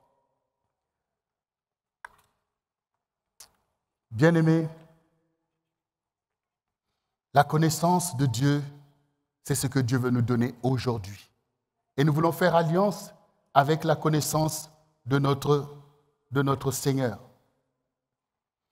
Parce que le Seigneur dit dans Jérémie 29, le verset 11 à verset 14, il dit « Car je connais le projet que j'ai formé sur vous, dit l'Éternel. Projet de paix et non de malheur, afin de vous donner un avenir et de l'espérance. Vous m'invoquerez et vous partirez. Vous me prierez et je vous exaucerai. Vous me chercherez et vous me trouverez, si vous me cherchez de tout votre cœur. Je me laisserai trouver par vous, dit l'Éternel, et je ramènerai vos captifs. Je vous rassemblerai de toutes les nations et de tous les lieux où je vous ai chassés, dit l'Éternel, et je vous ramènerai dans le lieu où je vous ai fait aller en captivité. Je connais le projet. Et Pasteur Jocelyne a dit que c'est Dieu qui t'a formé. Et quand il t'a formé, il avait son plan global. Il a d'abord créé le ciel avec tout ce que nous voyons. C'est Dieu qui l'a fait. Ce n'est pas le hasard. Parce que croire que le hasard est capable de faire une telle perfection, c'est un degré de folie et de méconnaissance démoniaque en fait, en réalité. Voilà. Donc, tout ce que nous voyons, à cause de la perfection de ce que nous voyons, nous savons que c'est l'œuvre de Dieu. Donc, le Dieu en qui tu crois, c'est celui qui a fait l'univers. Et là, nous voyons aussi avec la science, c'est pour ça que Dieu est le Dieu de la science. Il permet par la science que nous le connaissons en connaissant ce qu'il a fait. Et nous voyons de plus en plus avec la technologie, avec la NASA, tout ça qui nous révèle la magnificence de l'univers, les nébuleuses où naissent les étoiles. Toutes ces choses pour toi sont là pour alimenter la connaissance de ton Dieu. Ton Dieu n'est pas une idole à qui on donne des qualités qui n'existent même pas. Donc tu dois connaître Dieu. Vous voyez que, ah Seigneur, tu as fait tout ça. Et ces choses tiennent. Vous savez, souvent ici, à cause des lumières, nous ne voyons pas en fait les étoiles. Mais quand vous allez dans des lieux où il n'y a pas toutes les lumières qui vous entourent au quotidien, que vous admirez le ciel étoilé, vous voyez des milliards d'étoiles que vous voyez. Pour vous, c'est des petits points. Mais en fait, ces petits points sont autant de planètes que la Terre, en fait. Beaucoup d'étoiles sont plus grosses que même la Terre. Alors, imagine-toi maintenant. Déjà, toi, tu vois même pour quitter ici au CRC pour rentrer chez toi, tu trouves que c'est loin. Mais regarde le ciel avec toutes ces planètes que Dieu a fait, tu ne peux même pas compter. Et donc, tu es obligé de connaître que non, mais ce Dieu-là, il est formidable, il est incroyable. Et donc, Dieu qui a fait toutes ces choses grandes, parce qu'il est le Dieu de l'infiniment grand et le Dieu de l'infiniment petit, il a appliqué la même science pour créer l'univers que pour te créer toi, en fait. C'est ça qu'il faut comprendre, en fait. C'est-à-dire qu'il y a en toi des choses merveilleuses, il y a une science en toi. Il y a une science en toi, tu n'es pas là, tu te dors, tu te réveilles, pour toi, le diable te dit tu n'es rien, tu es un vaurien, tu commences à déprimer sur toi-même. Parce que tu ignores la science qui te constitue. Tu ignores ces choses. Tu ne sais même pas comment tu te réveilles le matin. Tu vois, tout ça, c'est la gloire de Dieu. Et pour lui, l'infiniment grand comme l'infiniment petit, c'est la même chose. C'est la même passion qu'il a mis là-dedans. Et donc, on l'adore à cause de tout ça, en fait. À cause de son intelligence n'a pas de limite. Sa sagesse ne peut pas être mesurée. Et quelle est la résolution devant tout ça? Un homme sensé, c'est de donner gloire à ce Dieu qui donne vie à toute chair. Et ce même Dieu qui dit, je connais les projets que j'ai formés sur votre vie. Oui, tout l'univers tient pour que tu sois là. Même les étoiles que tu vois participent à l'air que tu respires. Tout cela se tient dans le plan de Dieu et tu fais partie du dispositif de la gloire de Dieu. Tu fais partie du dispositif de la gloire de Dieu. Tout ça, c'est la connaissance de Dieu, en fait. Quand David dit « je suis une créature merveilleuse », ça dit que je connais par Dieu les merveilles qu'il a fait et ma place dans son plan. Et nous-mêmes, nous parlons encore de David aujourd'hui. Est-ce que tu sais ceux qui parleront de toi quand un jour tu ne seras plus là? Mais pourtant, Dieu te fait connaître ce que tu es pour lui. Dieu te fait connaître ce que tu es pour le peuple de Dieu. Dieu te fait connaître ce que tu es pour ta famille. Dieu donne la connaissance. Et cette connaissance, ce n'est pas seulement que tu apprennes, mais il te fait connaître ce que toi tu es. Donc la connaissance de Dieu, c'est aussi la connaissance de toi-même. Dieu fait connaître aux enfants ce que sont leurs parents. Quand le Seigneur dit « honore ton père et ta mère », c'est que ça va parfois ne pas te paraître honorable ce que représentent tes parents. Mais Dieu dit non, il y a un honneur sur eux. C'est par la connaissance que tu acceptes de se dire que ses parents, peut-être qu'il m'a engueulé, peut-être qu'il m'a rejeté, peut-être qu'il ne s'est pas occupé de moi, mais en tant que père, Dieu l'avait choisi pour être mon père et que cela est déjà honorable parce que c'est le canal par lequel je suis venu au monde. Il n'y a peut-être même pas besoin de mériter toute autre chose pour recevoir l'honneur parce que Dieu a choisi que ça soit par lui. Vous voyez, c'est la connaissance qui vous fait connaître tout ça. Sinon, c'est préjudice sur préjudice. Mon père m'a abandonné, et bien moi aussi je l'abandonne. Donc préjudice sur préjudice. Ça ne fait pas avancer le règne de Dieu ni le peuple de Dieu. Donc à un moment donné, il faut corriger les préjudices. À un moment donné, il faut arrêter l'œuvre de Satan. Et souvent, je témoigne en fait d'un frère qu'on a à la Martinique. Ce frère-là, sa vie a été plongée dans des souffrances et il a un témoignage très très fort, mais le Seigneur est là avec lui. Parce que quand cet enfant-là est né, bien sûr, son père ne l'a pas reconnu. Et non seulement ne pas le reconnaître, mais l'a tellement rejeté, méprisé qu'il a uriné sur lui quand il était bébé. Vous imaginez en fait? Pour manifester son dégoût sur l'enfant, il a uriné sur lui. Et cet enfant, de cause de ce rejet, a été plongé dans une vie compliquée. Mais quand maintenant ce papa-là est devenu vieux, en difficulté, malade, ce n'est pas les autres enfants-là qui le préféraient, qui se sont occupés de lui. C'est cet enfant sur qui il avait uriné. C'est cet enfant qui s'est occupé de lui. Et avant de mourir, ce papa a dit une parole à cet enfant. Il dit vraiment, je t'ai méprisé, je t'ai rejeté, mais c'est toi qui as pris soin de moi. Vous voyez? Et cette attitude de cet enfant, c'est la connaissance de Dieu. Il aurait pu ajouter préjudice à préjudice. Pourquoi Dieu dit d'honorer vos parents? C'est parce que Dieu ne veut pas voir l'indignité des parents quand ils ne sont plus même en mesure de s'occuper d'eux-mêmes. Parce qu'un père représente aussi l'image de Dieu lui-même, en fait. Et tout à l'heure, nous avons vu avec Pasteur Jocelyne qu'on abandonne la maison de Dieu. Donc, ne croyez pas qu'on peut être là, oh, Seigneur, je t'aime, mais Dieu voit que par ton attitude, ce que tu dis ne sont que des paroles. Parce que si moi, je suis à la place de ton père, sous prétexte que tu as prié, je ne t'ai pas donné, sous prétexte, tu m'aurais abandonné comme ton père. Et c'est pour ça que le Seigneur dit, comment peux-tu dire que tu aimes Dieu que tu ne vois pas, alors que la personne que tu vois, tu n'arrives pas à l'aimer. Donc, Dieu n'est pas dans l'apparence de la piété ou des attitudes, mais l'amour est éprouvé. Ça veut dire que même si nous ne voyons pas Dieu, même si nous ne savons pas comment il fait, et même s'il nous met parfois dans des situations d'épreuve, mais notre amour pour lui est éprouvé par l'obéissance de la connaissance qu'il nous donne de faire de telle manière, de telle manière. Quand on obéit à ces choses parce qu'on sait à qui on obéit, c'est ça la connaissance de Dieu. Même si parfois les choses que tu fais, tu ne sens pas l'élan des sentiments, mais l'obéissance, c'est ce que Dieu recherche. Et souvent même les parents n'attendent pas forcément que tu dises « Oh, maman, je t'aime, papa, je t'aime » et tout. Ils attendent que tu leur obéisses. Ils attendent que tu leur obéisses. Parce que des enfants, parfois, on peut dire, oh maman, je t'aime, tu es mon chou. Mais quand maman te dit, fais telle chose que tu n'aimes pas, oh non, je ne veux pas. Ah bon, je suis ton chou. Quand ça te plaît, c'est bon. Mais ce n'est pas de l'obéissance en fait. Vous obéissez quand vous êtes capable de faire quelque chose qu'on vous demande, que vous n'aimez pas, mais vous le faites à cause de celui qui demande. Ça, c'est l'obéissance. Dieu ne va pas toujours vous demander des choses que vous aimez en fait. Parce qu'il y a des choses qu'on n'aime pas, mais qui sont plus utiles pour nous. Il y a des choses.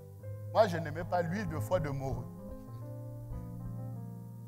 Mais à l'époque, c'était nécessaire en fait pour ta propre santé.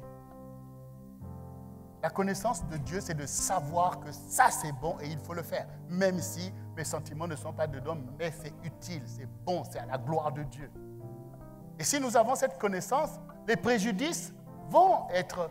Mais parce que dans tel problème que le diable veut faire monter, non, c'est comme ça qu'on va le régler. Parce qu'on connaît que si ça mêle, ça va là, ça va arriver là. Non, c'est pas là. Donc, c'est la connaissance qui est à notre bénéfice. Je connais les projets. Dieu a des bons projets pour toi. Dieu a des bons projets pour toi. Eh oui, bien-aimé. Au quotidien, nous essayons des choses, mais il y a des choses que Dieu fait échouer pour notre bien.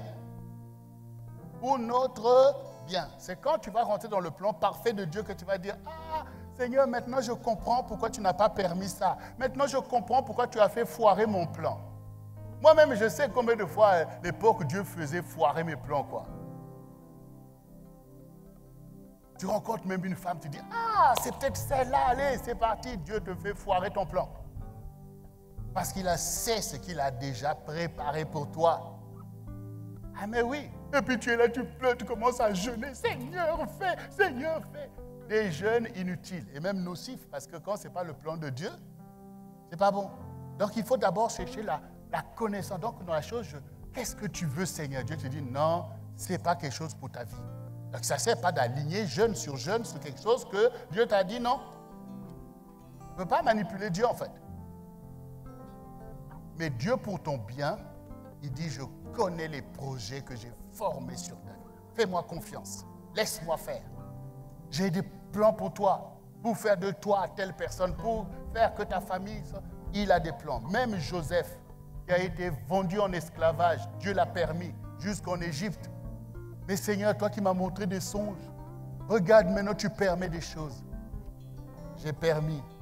Je connais le projet que j'ai formé. Je connais le projet que j'ai formé. Et je peux vous dire que quand tu es entraîné comme ça, vendu, tes frères veulent te tuer, c'est très difficile de réaliser que tout ça c'est parfait, que c'est le plan de Dieu. Et sauf que Dieu t'a dit que je ne t'abandonnerai pas. Mais il ne t'a jamais dit que tu ne vas pas souffrir en fait. Il ne t'a jamais dit que tu ne connaîtras pas les réalités de ton monde. Mais je ne t'abandonnerai pas. S'il en forme des complots, mais moi je ne t'abandonnerai pas. Et il a témoigné. Joseph se retrouve en Égypte, il a gardé son Dieu et ses valeurs. C'est pour ça que n'abandonnez jamais ce que vous avez de précieux parce que vous avez des déboires en fait. Oh, j'ai prié, Dieu n'a pas fait, allez, je laisse tomber tout ça. C'est comme ça qu'on jette les choses précieuses. Vous avez besoin de marcher dans la fidélité. Et Dieu l'a été avec Joseph. Joseph s'est retrouvé en prison pour quelque chose qu'il n'a pas fait. Toi aussi, je sais qu'il y a des choses qu'on t'accuse que tu n'as pas fait. Garde la paix de Dieu. Garde la confiance au Dieu. Ne laisse pas le diable venir te donner la colère pour dire, tu as vu, on t'a accusé, tu n'as pas fait. Toi aussi, allez, mets-toi en colère. Non, non, non, non, non. Je laisse le juste juge lui-même gérer cette affaire. Moi, je garde mon adoration. Moi, je garde la crainte de Dieu. Moi, je garde ma louange. Quand Joseph s'est retrouvé en prison, ce n'était pas une année qu'il a fait en prison. Dans cette histoire-là de la femme de Potiphar. Ce n'était pas une année, ce n'était pas 2 ans. 12 ans qu'il a fait en prison pour la chose qu'il n'a pas fait. Mais pour Dieu, cette prison-là, c'était le lieu, en fait, pour l'enseigner, en fait. Parce qu'il le préparait pas à travailler encore pour Potiphar. Il le préparait à rencontrer Pharaon. Il dit, Joseph, je connais les projets que j'ai formés sur toi, comme je t'ai montré en songe, que tu étais élevé, même le soleil et la lune s'est prosterné devant toi.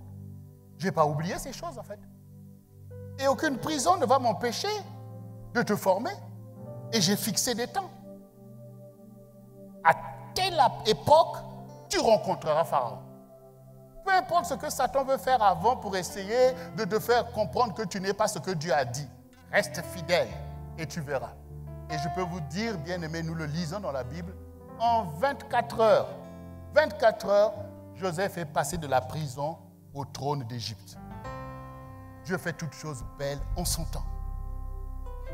Il faut connaître ça. Il faut connaître la loi de Dieu. Il faut connaître les principes de Dieu. Et Joseph a sauvé la maison de son père. Ses frères qui voulaient le tuer. C'est lui qui les a sauvés en fait. C'est l'ignorance qui emmène à de tels débordements. Moindre chose en s'irrite parce que oui, Joseph, il est soi-disant qu'il est vaniteux, il est ceci, allez, on laisse le diable venir monter des colères jusqu'à vouloir attenter à la vie de votre frère.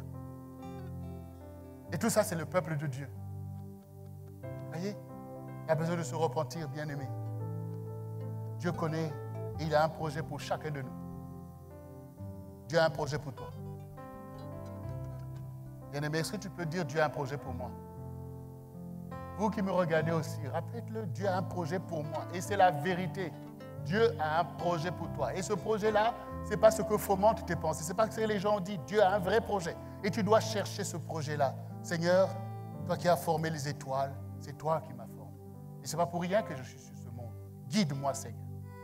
Révèle-moi ton plan. Conduis mes pas, Seigneur. On fait alliance avec Dieu, puisque Dieu nous a donné le libre arbitre. Donc, tu es libre de choisir, de rejeter Dieu ou de s'attacher à lui. Mais puisque nous avons dit, connaissons Dieu, cherchons Dieu, nous avons pris le parti de l'intelligence. Nous allons laisser Dieu faire de nous ce qu'il a lui-même préparé, bien-aimés. Et ça sera parfait. Et en nous délivrant par la connaissance, Dieu va régler beaucoup de problématiques dans nos vies, mais aussi dans notre génération. Chacun d'entre vous sera utilisé par Dieu pour emmener la vie là où il y avait la mort, pour emmener la paix là où il y a la guerre. Chacun de vous, Dieu va l'utiliser pour rendre les autres meilleurs. Parce que le Seigneur dit, tu es le sel de la terre. Quand tu vas mettre ta vie dans la vie des autres, seront comme une nourriture qui a été relevée par le goût, par la saveur du sel. Les vies vont devenir des choses glorieuses, là où les familles sont gangrénées par des problématiques terribles. Dieu va t'utiliser comme Joseph a rendu l'Égypte meilleure. Vous voyez, même sur le plan, pas seulement spirituel, mais sur le plan économique et même politique. Quand Pharaon se retrouvait devant la problématique de la faim, comme là nous-mêmes, nous sommes dans les pénuries, on commence à craindre plein de choses. Dieu a fait sortir son héros pour dire à Pharaon, calme-toi, je vais gérer les affaires de ton pays en fait. Et l'Égypte a traversé un temps de crise en étant la plus grande puissance du monde, où les gens venaient pour pouvoir venir acheter des denrées en Égypte sous le règne de Joseph. Qu'est-ce que Dieu ne peut pas faire avec toi en fait? C'est qui donne la sagesse et l'intelligence dont les nations ont besoin? C'est en Dieu. Pourquoi s'éloigner de la maison de Dieu, là où tu dois recevoir la clairvoyance pour aller écouter des philosophies, des choses dont on voit le résultat sur les peuples aujourd'hui en fait? Là on voit même les grands, ils sont dans les déboires en fait. Ils ont besoin d'une autre intelligence pour sauver notre génération. Et toi, tu es éligible à ces choses parce que tu es dans la maison du Seigneur. Pour être loin de connaissance. Que la gloire de Dieu puisse se révéler et que la connaissance de Dieu remplisse la terre comme le fond marin par les eaux qui le recouvrent. Bien-aimés, faisons confiance. Et ici, le Seigneur dit, vous m'invoquerez et vous partirez. Nous sommes là pour invoquer Dieu. Seigneur, que dis-tu? Que dis-tu de nous? Comment on va faire telle chose? On l'évoque. Seigneur, révèle-toi. Montre, Seigneur. Nous voulons faire ta volonté. Donc on invoque, toi le Dieu du ciel et de la terre, toi le Seigneur de toutes choses, toi qui as fait telle chose. On l'évoque, parle au Seigneur, parle, tu es là pour l'invoquer. Seigneur, manifeste ta gloire dans cette situation. Regarde-nous, invoque-le, parle à celui que tu connais. Parle au Dieu que tu connais, comme on a chanté. Tu es Yahweh, tu es le Dieu des miracles. Mais au quotidien, c'est ce qu'il faut dire. Seigneur, tu es le Dieu qui guérit en fait. Tu es le Seigneur qui me guérit. Tu as guéri un tel, tu as guéri la lèpre, tu as guéri. Ce n'est pas les pandémies que tu ne peux pas guérir. Seigneur, tu es ce Dieu qui fait ces choses. Tu es Dieu qui a délivré Joseph de sa prison. Et tu l'as établi sur le trône de gloire. Puisque tu es le même Dieu qui était, qui est et qui vient. Là où le diable te fait croire que tu vas périr là. Seigneur, tu n'es pas le Dieu qui laisse périr tes enfants dans les cachots de l'injustice. Seigneur, tu me sortiras de là et tu manifesteras ta gloire. Tu accompliras tes promesses envers moi. C'est ce que je connais que tu es. Vous m'invoquerez et vous partirez dans les choses auxquelles je vous ai appelé. Mais Seigneur, quand Moïse est venu avec les enfants d'Israël, la mer rouge était là. Eh bien Moïse, maintenant comment on va faire? Hein? Pharaon arrive. Soit disant que tu nous emmènes de la terre promise. Mais regarde maintenant, où sont les bateaux pour traverser la mer rouge? Moïse s'est dit, mais Seigneur, tu ne m'as pas dit de fabriquer d'abord un bateau? Et je suis là, qu'est-ce que tu dis? Il dit, qu'est-ce que tu tiens dans la main? Lève ton bateau. Prie, invoque. Seigneur, tu es Dieu qui domine sur les éléments. C'est toi qui ouvres un chemin là où il n'y a pas de chemin pour te racheter. C'est toi qui es le sauveur, qui es le leader de ce peuple. Manifeste ta gloire. La mer s'est reculée. Et les enfants d'Israël ont traversé en fait. Et invoque Dieu dans tes situations. Parle. Dis une parole qui élève Dieu dans ta propre vie. Satan va commencer à trembler. Il va fuir en fait là où il y a la connaissance de Dieu. C'est l'ignorance qui détruit. Il profite de l'ignorance pour écraser et puis croire qu'il est Dieu. Non, c'est la connaissance qui va le renverser. Et c'est la connaissance qui glorifie ton Dieu. Vous m'invoquerez et vous partirez. Vous m'invoquerez pour les choses auxquelles je vous ai appelé. Vous m'invoquerez pour des grandes choses que j'ai déclarées à votre génération. Vous m'invoquerez. On invoque un Dieu qu'on connaît, pas des croyances, mais le Dieu que tu connais. Les enfants d'Israël n'ont pas connu Jésus, ils ne pouvaient pas l'invoquer. Mais les disciples, les apôtres savaient qu'il était le Seigneur. Et ils ont invoqué le Seigneur. Et même les chefs du peuple de Dieu, ils se sont dit, mais comment ces gens qui sont les gens du peuple sans instruction ont-ils produit ces miracles? Comment ils ont pu guérir quelqu'un aveugle né? Mais réfléchissez vous-même en fait. Réfléchissez si ce Jésus que vous avez crucifié n'est pas votre Dieu. Qu'est-ce qu'il n'a pas fait? Votre Dieu donne la main dans le désert. Lui n'a pas multiplié le pain pour nourrir les enfants d'Israël dans le désert. Ça ne vous rappelle pas qui? Voyez, l'aveuglement des certitudes du monde. Dieu se révèle, comme il a dit ici. Vous me chercherez et vous me trouverez. Parce que Dieu lui-même veut être connu.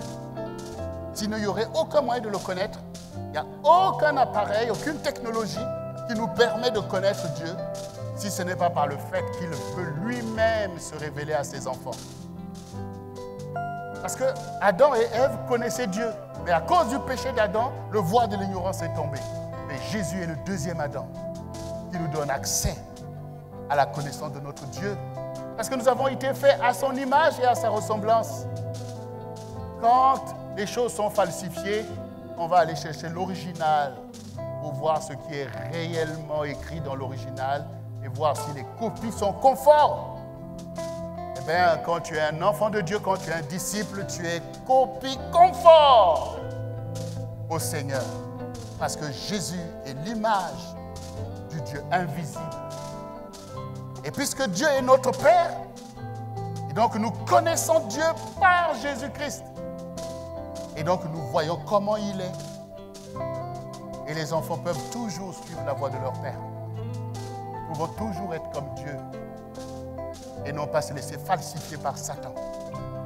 Il fait de nous des êtres vils, méprisants et dangereux, de méchanceté. Dieu fait de nous des agneaux, il fait de nous des brebis, il fait de nous la lumière du monde, il fait de nous le sel de la terre, il fait de nous en fait ses élus. Dieu a un projet pour toi. Rentre dans ce projet et tu nous seras utile. Tu nous seras utile.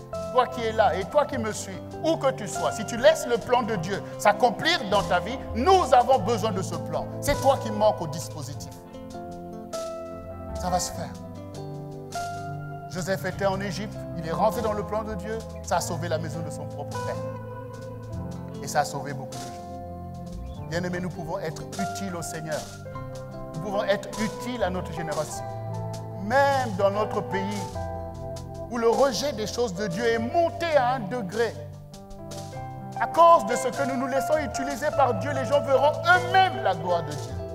Et beaucoup vont se sentir avoir été floués par les philosophies du monde sous prétexte de rejeter les mauvaises choses qui ont été faites dans les églises. Bien sûr, autrefois, les conducteurs de l'église se sont égarés dans beaucoup de choses. Mais Dieu ne s'est jamais égaré. Et la conformité à la parole de Dieu, quand vous lisez la Bible, vous voyez les choses que Dieu fustigeait lui-même. Donc il n'avait jamais envoyé ses serviteurs aller faire toutes les choses corrompues qui ont pu nuire à l'église. Dieu est le Dieu de la perfection. Et c'est pour ça que quand vous ne connaissez pas le vrai Dieu, eh bien vous vous fourvoyez vous-même dans des dogmes, dans des choses que parfois des personnes mal inspirées ont entraîné l'église en fait dans des choses abominables. Et quand vous ne connaissez pas Dieu, vous êtes dans la dimension des religiosités, et bien donc vous ne connaissez pas le vrai Dieu alors qu'il n'aime pas ces choses. Et tout ça, le diable veut éclabousser le monde par des scandales. Et le Seigneur Jésus lui-même a dit que les scandales ne peuvent pas arriver. Mais malheur à ceux par qui les scandales arrivent. Dieu ne veut pas que tu sois dans les scandales, mais il veut que tu sois dans la gloire de Dieu. Et tout ça, c'est la connaissance de Dieu qui permet d'être dans cette gloire. C'est la connaissance de Dieu qui nous permet de fermer l'accès à l'ennemi pour qu'il ne vienne pas nous manipuler pour faire de nous un instrument d'iniquité. Mais nous laissons au contraire Dieu faire de nous un instrument de justice, un instrument de paix. Il laisse faire que tu sois comme Joseph, comme tous les saints, comme les disciples du Seigneur. Des gens qui ont changé le monde pour le bien. Et notre pays, la France, a besoin de la révélation de Christ. Parce que ce qui se passe dans notre génération, ça craint. Mais Dieu ne craint pas. Il dit réveillez les héros. Réveillez les héros. Tu es le héros de Dieu. Et Satan va encore avoir la défaite comme cela s'est toujours produit dans l'histoire. Parce que Dieu connaît le plan. Il peut toujours laisser ses ennemis s'agiter, mais quand ils se lèvent, ils sont dispersés. Et Dieu se lève avec qui? Il se lève en toi. Il se lève en toi. Et nous sommes une armée sous la bannière. Selon la connaissance que Dieu te donne, tu as ta place sous la bannière de Christ. Il est temps que tu t'émancipes de l'ignorance. Il est temps que tu connaisses que Dieu t'aime et que toi aussi tu aimes Dieu. Libère cet amour, ça va produire une grande œuvre. Il est temps que tu connaisses aussi ce ministère dans lequel Dieu t'a appelé pour t'emmener en fait à ton perfectionnement. Ensemble, nous avons une mission pour notre génération. Nous sommes là pour que la connaissance de Dieu puisse augmenter. Nous allons renverser les murs d'incantation. Nous allons renverser les idéologies pernicieuses qui enseignent le péché et qui retiennent les âmes dans l'oppression. Nous allons libérer le zèle pour Dieu. Nous allons entraîner toute une jeunesse dans un réveil véritable. Il faut que la connaissance de Dieu devienne quelque chose qui donne envie parce qu'on veut voir des disciples de Christ. Christ est la perfection de l'humanité. Parce qu'il a représenté une harmonie parfaite entre Dieu et les hommes. On peut aimer Dieu parce que c'est lui qui a créé tout l'univers, il mérite toute l'adoration. Mais on peut être aussi un homme qui ne se laisse pas manipuler par Satan pour faire ce qui est bien. Alors, bien-aimés, la connaissance de Dieu est notre part. C'est pas, comme on dit, c'est pas sorcier de connaître Dieu. C'est qu'il faut seulement s'y disposer et consacrer ta vie à la connaissance de Dieu. Dieu va pourvoir. Quand nous faisons la formation de l'IFN, auquel je vous engage tous, nous disons que nous ne formons pas, nous ne faisons pas des cours bibliques pour dire on va te remplir des connaissances, mais on te forme le caractère qui permet à Dieu de te doter de connaissances. On te rend compatible à la parole de Dieu. On te rend compatible à tes propres vocations. Et on ouvre ton champ d'action. Il y a une carrière que Dieu propose. C'est ce que Dieu veut faire avec toi. La connaissance, c'est le fondement même de la piété. Il faut que tu te lèves. Et que toutes les facultés que Dieu a mises en toi pour connaître, ce n'est pas pour connaître les choses du monde. Ce n'est pas pour connaître les stratégies malicieuses du diable pour faire tous les forfaits que tu fais. C'est pour connaître Dieu afin de l'adorer et d'apporter un témoignage à ta génération que Jésus-Christ est Seigneur à la gloire du Père. Dieu prendra plaisir. Il te pardonnera toutes tes fautes, mais il prendra plaisir à faire de toi, en fait, sa bannière, son porte-flambeau pour ta génération. Et la vraie connaissance de Dieu sera libérée. elle conviendra à tout le monde, y compris aux élites. Ils ont besoin de la vraie connaissance de Dieu pour produire la justice et non l'iniquité que nous voyons. Tout le monde a besoin d'être délivré par la connaissance de Dieu. Et nous voulons que notre génération ne périsse pas. Il faut que la connaissance de Dieu remplisse notre génération comme le fond de la mer par l'eau qui le recouvre. Alors que la connaissance vienne, que l'onction vienne, car la Bible dit, son onction vous enseignera toutes choses. C'est l'onction du Seigneur qui va vous rappeler cette parole. C'est l'onction du Seigneur qui va te dire que oui, tu le peux. C'est l'onction du Seigneur qui va vous donner des songes, des visions, pour que vous puissiez réaliser que c'est à moi qu'on a parlé. C'est moi que Dieu challenge. C'est moi qui manque pour ma génération. C'est moi qui va résoudre ces problèmes. C'est moi qui va disperser les mensonges du diable. C'est moi qui va ramener les jeunes notamment vers la connaissance de Dieu. C'est moi qui va redonner l'espoir aux anciens qui sont peut-être aujourd'hui fatigués, désabusés, pour leur dire que le jeune homme se fatigue bel et bien. Et celui qui se confie en l'Éternel renouvelle ses forces. Ça, c'est la connaissance de notre Dieu. Et nous ne craignons pas les dominations, les principautés, les puissances de l'air, parce que Jésus les a déjà dépouillés. Il les a déjà dépouillés. Vous voyez le chat? Les chats, je ne parle pas les chats qui mangent les boîtes de conserve. Je vous parle le chat qui est un peu sauvage là. En fait, il va attraper des souris pour se nourrir et même pour nourrir ses petits. Et qu'est-ce que le chat fait? Quand il attrape une souris, il essaie de l'escamoter un peu et puis il l'emmène un peu vivant. Et il place devant ses petits pour qu'il bouge. Et tout ça, c'est pour apprendre à ses petits d'attraper des proies. Donc le petit ne peut dire « La souris va me faire du mal ». Non, maman a déjà fait le travail. C'est pour que tu puisses achever le travail. Toi aussi, quand Satan se présente comme Goliath devant toi, ne crains pas en fait. Dis que Jésus t'a déjà dépouillé en fait. Moi, je viens achever le travail en fait. Quand David a envoyé la petite pierre, c'était devenu un missile par la puissance de Dieu. Il est temps d'arrêter d'avoir peur du diable, des démons et d'avoir peur de tout le monde. Tu dois craindre l'Éternel lui seul, parce que c'est lui le Tout-Puissant. Et il te rend puissant en œuvre, parce que c'est le projet qu'il a formé sur toi. Alors, bien-aimé du Seigneur, toi qui es là et toi qui me suis, sois loin de la connaissance de Dieu et tiens-toi debout devant le Seigneur. Nous allons prier ensemble. Nous allons prier ensemble. Nous allons prier ensemble. Ce que tu as entendu, tu l'as entendu pour ton bien. Et Dieu est capable d'inscrire ces choses dans ton ADN. Et c'est ça qu'il va faire. Et dès maintenant, tu connais le Seigneur. Dès maintenant, tu l'aimes. Dès maintenant, ta piété prend de l'envergure. Dieu va le faire. Répète après moi, bien-aimé. Seigneur Jésus, je te rends grâce, car tu es venu vers moi afin que je te connaisse. Ta parole est la vérité. Et j'accepte ta parole aujourd'hui. Car voici, je suis le temple du Saint-Esprit. Que ta parole puisse incarner en moi, dans mes pensées, dans mes désirs et dans mon être tout entier, afin que je puisse te connaître et connaître ce que tu as fait, ce que tu as prévu pour moi, Seigneur, et que je puisse l'accomplir dans ma génération. Seigneur, je te fais confiance, car tu es amour, et l'amour peut tout.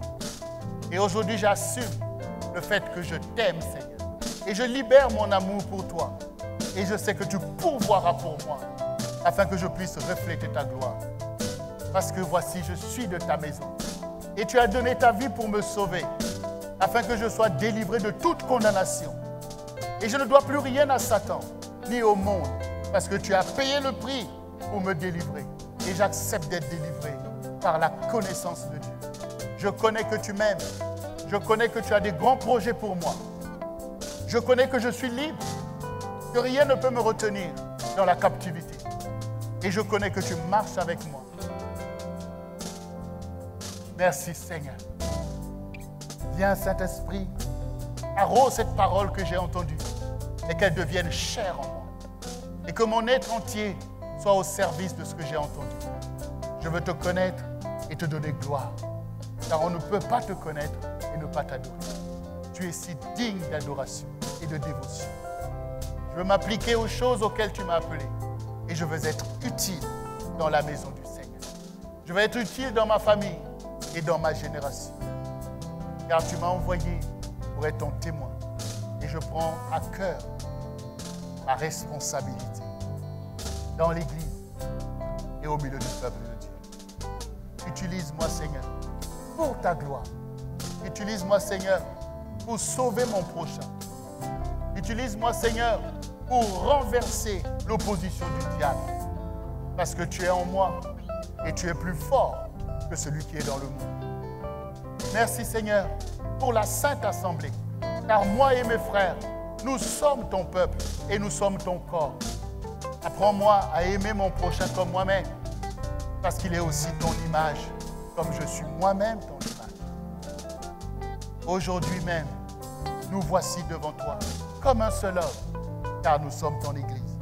Utilise-nous les uns et les autres, selon ton plan, car tu es notre Seigneur et notre Dieu. À toi la gloire. Béni sois-tu, Saint-Esprit, toi qui nous conduis dans toute la vérité.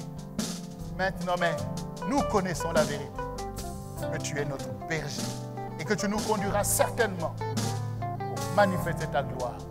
Au nom de Jésus.